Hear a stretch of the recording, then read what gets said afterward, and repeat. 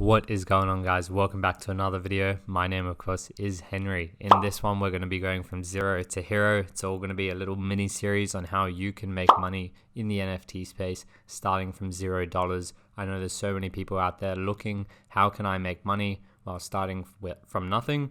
And I want to help as many people as I can do that because there is just so much money in the space at the moment, and there's just plenty of ways that people can put themselves out there and earn some cash. So let's get straight into it. The goal of this series is to get you guys some Ethereum that will enable you to begin your collection. The first episode is all about moderating for projects and how you can make money purely with your time without spending a cent. So that obviously means you're going to be having to use your time in exchange for money, so you will need a few hours a week as a minimum in order to be able to do this. But in saying that, it's quite easy if you are passionate about the space, because honestly, I spend so many hours a week in this and it doesn't even feel like work. This is not financial advice. I'm not a financial advisor. Now that we've got that disclaimer out the way, let's get on with the video. Know that Ethereum gas fees are super high, so it might even be worth looking at projects on Solana and Polygon just to save you money if you have a low budget, which if you're watching this video, you want to start from zero, it might be worth looking into.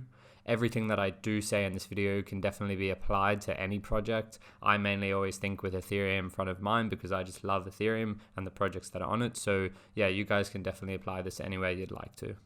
I definitely think that this video is of use to people who are new to the space, as well as people who do already have some Ethereum, because there's just so many new ways to make money in the space, and you guys might be able to make some more money even if you already are doing some of these things.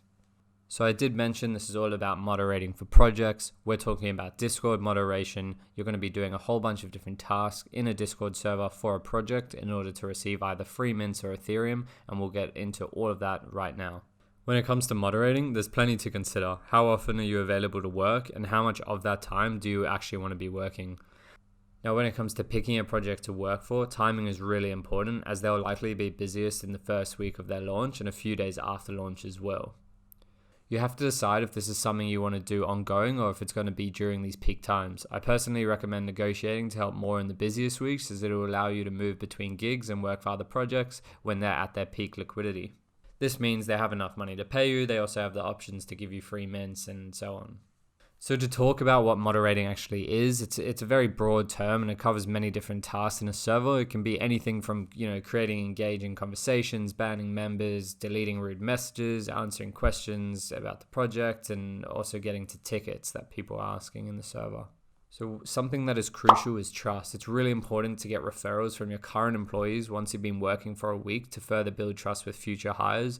I've spoken with many founders of projects, and the biggest deciding factor when hiring someone is, are you trustworthy? How do I know that this person is going to not abuse their power or ruin my server? So that's why it goes a long way to have had previous jobs and get referrals along the way, as it will have a compounding effect. The more of these you have, the more gigs you're going to get. Obviously, if you're starting from zero, you're on a bit of a back foot and you've got to try and work harder to get that first job. But I know with sort of the strategies that I'm providing here that you guys will be able to do it. As you build up your reputation in one job, you'll be able to use what you've done to get to the next. If you're lucky enough, you might even be scouted by another project. So make sure to put in your Discord profile bio, where you're currently moderating and that you're available to mod for another project. You'll be surprised how many people might reach out to you. What are they actually looking for in a mod? This is really, really important that you guys go and you do your due diligence. You look into the project and you see what are they looking for from the current mods. Are they engaging in chat? Are they just banning messages? You should definitely reach out to a mod in every chat that you're applying for, every project you're applying for, so you can get a gauge for what it is their role entails. And that way you'll be able to tailor your message to them in a way that suits their narrative. They might be specifically looking for someone to engage in chat or just respond to tickets. Every moderation job is different, so it's important to ask them the hard questions too. You can also ask them to put you on trial for a few days to show them your worth, which I really do recommend, because you're much better off being put into the scenario than them just basing you off a few words that you send them. So a second ago, I just mentioned asking the hard questions, and I want to talk about some of them as it's really, really important. So it definitely puts you above other applicants to show you aren't just willing to do whatever it takes to be a mod, because I know personally if people are reaching out to me and they're begging to ask to be a mod, you sort of feel like you're missing something. You're trying to work out what is it that this person wants to be a mod for so bad? Do they just love the project? Are they doing it for power? Are they power hungry? They want to have their name a different color in the server. There's all different reasons why people are trying to apply to be mods, and you got to make sure that you're coming across the right way and that, you're not super eager to get this job. So the hard questions, ask them why they are developing this project. It's really important to get an understanding of the leaders in the project. You want to know that they're going to be there for the long run. So the second question is, what is their long-term plan? Are they doxed? That's a great question to ask, but only if they aren't doxed, meaning if you can't find the information yourself, you should then say, are you doxed, or are you going to be doxed? Meaning, are you going to tell people who you are? Is this project tied to who you are in real life, or are you anonymous? It's really important that teams are doxed these days. It's not the be all and end all, and you can still definitely make progress with a project that isn't, but people are really looking for that just based on how many scams there are going around. People aren't willing to risk so much money on projects where the team is just anonymous. And the last question is, what is the payment for being a mod? So this changes between every project. Some like to pay you in Ethereum, some like to give you free mints. I know a lot of projects, they do change up their payment between different mods and how much they're helping. So it's definitely important to ask this question and find out what is the remuneration for the gig.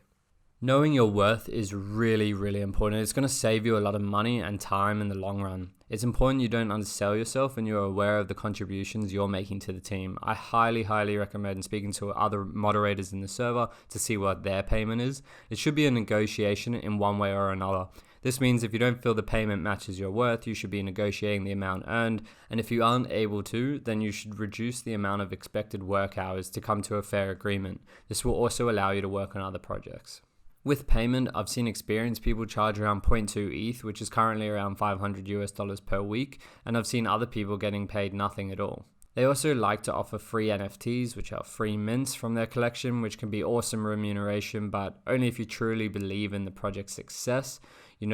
A lot of projects do fail, guys, so make sure that you aren't getting ripped or that you're not getting something, an NFT, that isn't going to be worth anything. It's definitely good to negotiate, obviously, a whitelist spot and some free mints as well as Ethereum, just so you're guaranteed that Ethereum and you're getting some money for what you are doing. Projects are very liquid. A lot of people who are making projects have money to spend. It costs anywhere, depending on the size of the collection, from $5,000, probably I would say actually even $10,000 to $100,000. So people are spending more, but that's generally the price range. It's probably more sitting around the $30,000 to $50,000 in US dollars.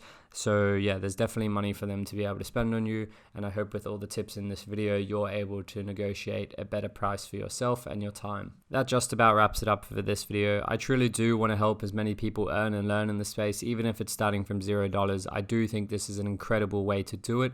I've got plenty more videos on starting from zero, as I know how useful some of this information can be, and you can sort of mix and match all these different strategies in order to make money in this space. There's so many different ways to do it. I can't wait to release them all. I'm going to release like sort of a mini series, a playlist where you can do 0 to hero or whatever the title might be, and we'll go through all the different options, and then there'll be a final video which is sort of linking all the videos together. So I look forward to showing you that and how you guys can pair everything together and what I'm teaching you. If you do enjoy the video, please leave a like and subscribe. Also comment something, let me know what videos you want to see, if you need help with anything in specific, and I'll be more than happy to help out, and if it's worth it, I'll make a video for you guys on that too. So thank you guys so much for watching and making it all the way to the end. I really do appreciate it, and I'll see you guys in the next video. Cheers.